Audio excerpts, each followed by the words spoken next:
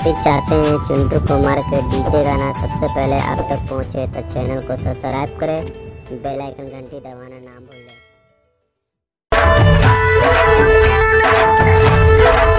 आप सुन रहे हैं डीजे चिंटू कुमार।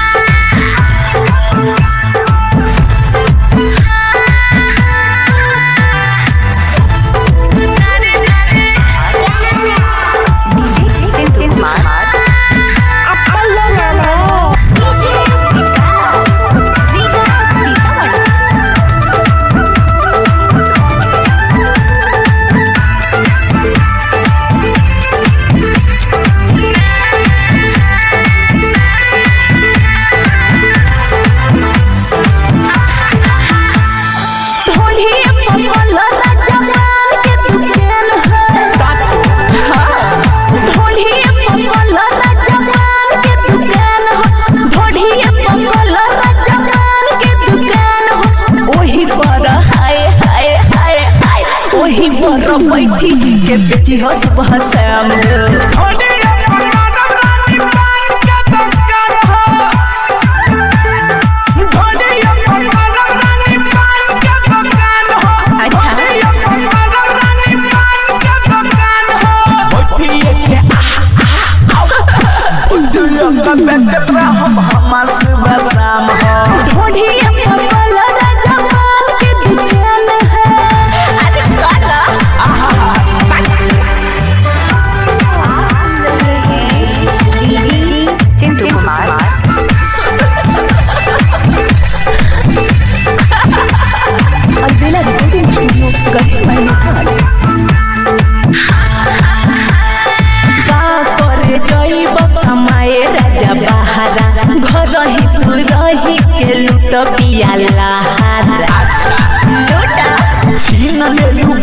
के बात हो ओका बोका खेलो जाई मिल गया सारी रात हो बतिया खुले तो हमर मान मान मान ढोढ़िया पपला राजा पाल के दुकान है ढोढ़िया पपला रानी पाल के दुकान हो तोहरा बस के ना बा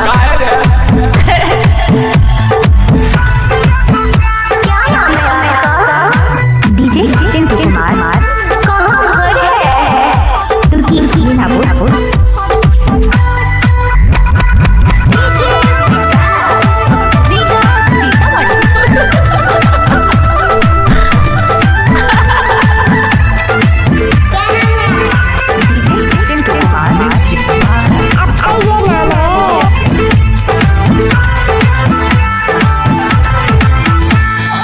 धन बाबू कर जन खेल हो रोज सुना दौरी मोहब्बत के रेल हो